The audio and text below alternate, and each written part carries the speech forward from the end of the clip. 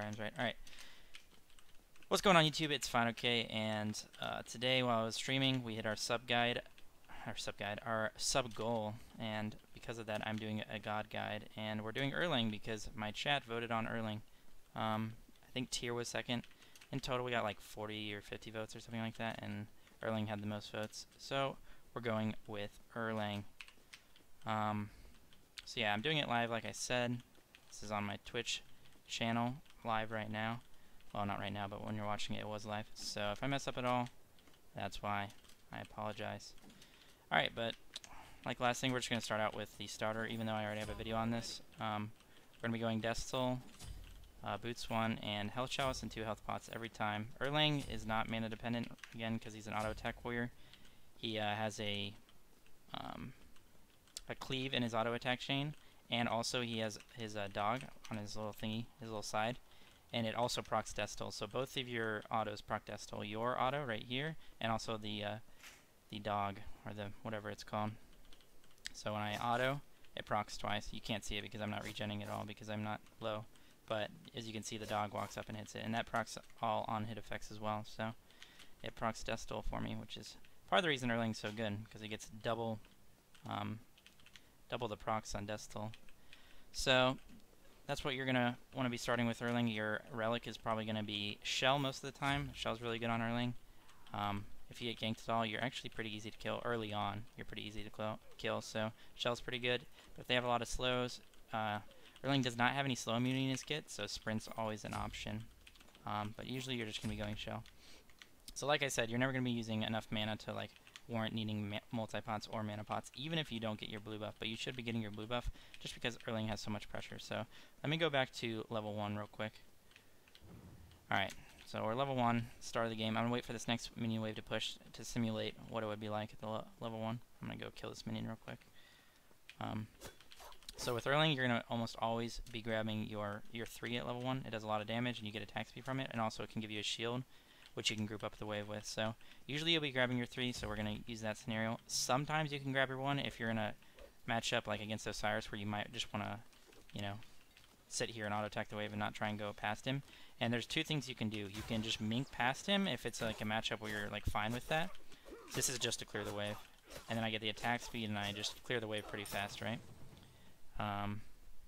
Hopefully my 3 comes back off cooldown. And there's also another option you could do. This is just for clearing the wave, keep in mind. So it's going to be off cooldown, which is good. So the other solo laner would usually run up to this wave just like I did, and he'd be right here. And something I can do is mink him, or not mink, turtle him and the wave, through all the wave. The minions will come over here, and then I can hit them all with my cleaves because I attacked him, so I aggroed the wave. So I just group them up, and then I'll outclear no matter what. So that's another option. I'm going to go back to level 1 real quick. See, hopefully I can get there in time. Okay, so I'm back to level 1. And then another option you have is, since ERLANG actually has a lot of kill potential at level 1 because he procs twice on Destal, he does a lot of damage, and his 3 is one of the best abilities at level 1. If they come up to this wave and they are hitting me and they're taking the minions and they take a little bit of damage, something I can do is I can mink on them. I have a clip of me doing this, and I've seen Deathwalker do it a bunch of times as well. All you do is mink on them and you just Fatalis them down because you can keep up with them, and they'll be taking minion aggro if they did damage to you, and you can just like one-shot them. So look to trade with them before the waves meet, because obviously, like I just said, he outtrades everybody at level 1 because he's so good at level 1. So like if the waves aren't here and we're waiting for the waves to meet in solo before 30 seconds, just, you know, walk up and auto him and trade with him. You always win the trade. So look to do that. That's one thing you can do. Let me level up real quick just to show the level order as far as that goes. So you're going to be maxing out your 3, your mink first, and your turtle. It gives you more of a shield, and it also gives you more attack speed, gives you more damage, obviously, for each thing. So you're maxing your 3, and to clear the way, let me kill these minions real quick. I have quite the amount of gold. So once you get more levels, usually to be clearing the wave, all you're going to have to do, unless there's high opportunities that their jungler is just going to be camping your lane because you're ERLANG and sometimes he's easy to kill. So one easy way to clear the wave is just to walk up and auto it like this. Notice that when I pop my 1, it's right before I'm getting my auto chain off. I actually kind of messed up there. I mistimed it, but I'll show you what I mean in a second. This is a super easy way to clear the wave. If you know where their jungler is, you have eyes guaranteed on their jungler, you can just, like we showed before, just mink into the wave or turtle into the wave, whatever you think in that situation is better. If he's trying to go on you, then turtle's usually better because then you can get your shield. So what I was talking about with the one is this. Sometimes it does that. I think that if you're on low ping, it does that. So let me try that again. I'll try that again. I need to get my abilities back in time, though. Let's just run back there. Actually, I won't even do it on the menu wave. I'll just show you in on this Odin bot, I guess. So what I mean by that is this is a little intricacy with ERLANG. Is if I'm autoing the wave, let's say this is the wave, right here. Why did it do it again? Let me get my auto, or my one back. That's weird. I don't know why it's doing it. I think it's because it's jungle practice and it's low ping. I'll just have to do it earlier. As you can see, it did not reset my chain, and if I do it right there at the end, I'll have it for my last auto. It didn't do it because, like I said, it's jungle practice, so I have super low ping. But if you do it right at the end, right here, it'll swing, and then you'll have it for another cleave hit. So that's really important. So that's one little intricacy about ERLANG that's pretty good. It's pretty easy to clear the wave. I already mentioned that. I'm saying a lot, I know, obviously. But another thing I'm going to go over is the like the auto attack cancels with ERLANG, and the way to get out the most DPS. So there's a few that you can do.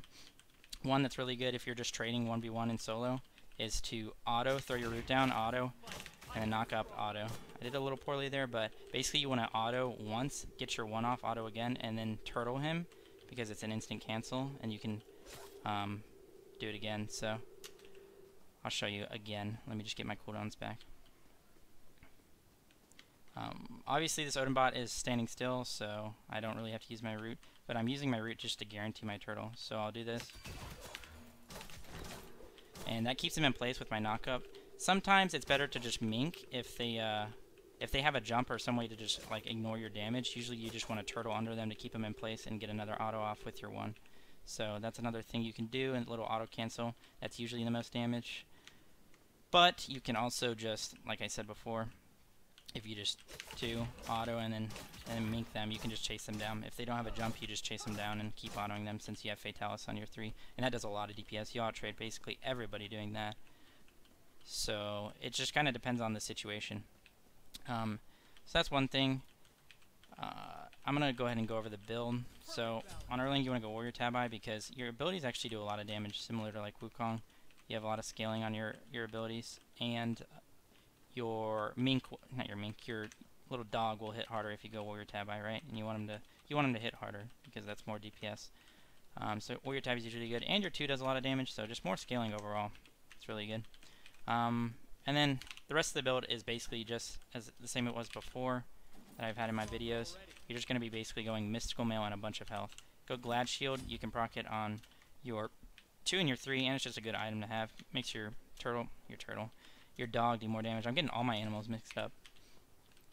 So you're going to be going that. If they don't have a double magical, like they don't have like an Alquang jungle or like Alquang jungle and a Frey ADC, or like a Mage mid and Alquang jungle, or Mage mid and a Frey ADC. You know, basically just every scenario where they would have 2 magicals.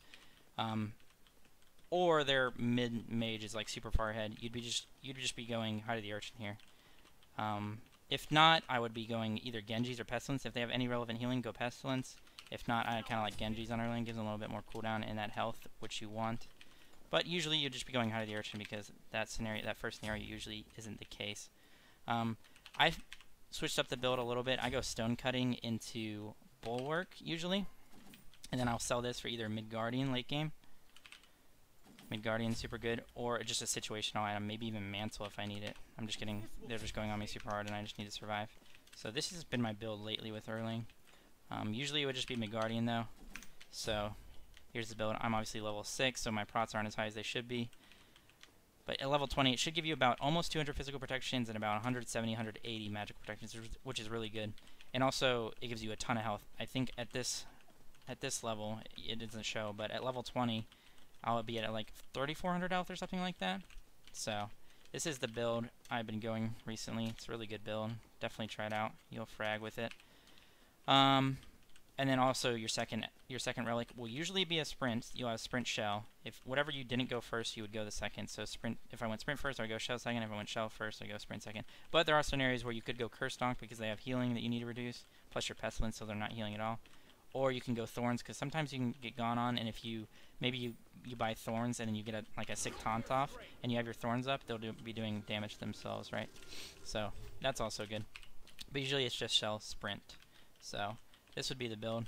And another reason you go a lot of health on Erlang, one being because you're usually just using autos and you just want to stick to them, and you have Mystical Mail to do a lot of damage, and just because health and protections are a lot better together. But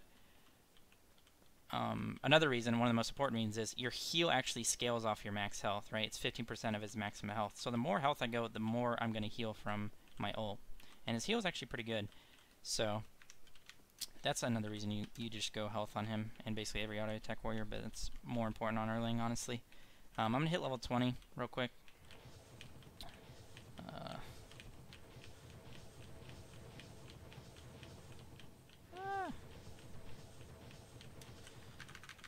Go through here. So like I said, Erlang basically outtrades everybody in the game. Osiris, he and a Bellona are a little close with him. But come late game, you can literally 1v1 anybody because you get so much attack speed. You get 35% on your steroid from your mink. So basically, mid game, late game, whatever, all you want to be doing is, say they have their front line up like close to me. Say that I'm just like walking straight into a team fight, which is not usually the case. And their front line's right here, and this is their back line. A lot of times, all I have to do is turtle past their front line, get to their back line, and just like taunt, right? That's usually the case, and if you turtle through the front line and have your shield up, they won't be able to do damage to you, and usually you can make them like force actives or whatever. Another thing I didn't mention that I actually really like is going blink on Erlang, and I'll show you why. Since Erlang, it is a little awkward to get into the back line as Erlang. Something you can do is go blink.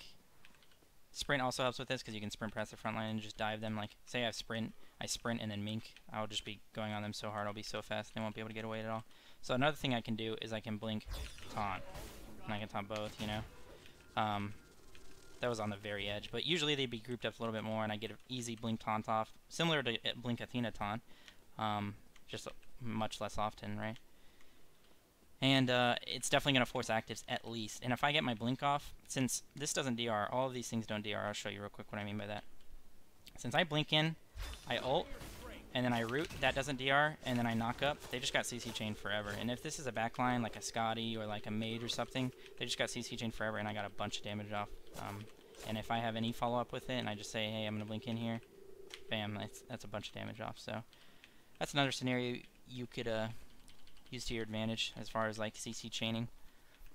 And yeah, I mean that's pretty much it as far as like mid game or late game scenarios go.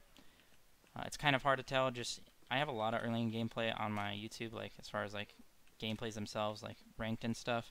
And if you just watch how I play late game, I just go on people nonstop. That's really all you have to do, especially with a build like this.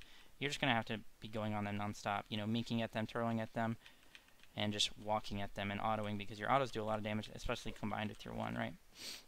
So, like I'll just show you, right? Obviously this guy doesn't have protections, but I mean I just shredded him so hard. Like other warriors it would probably take a little bit longer, but since I have so much attack speed on my 3, I have my 1, this 1 increases your damage a lot. Make sure you're using your 1 as often as possible, right? Because I'll show you the benefit of that in a second.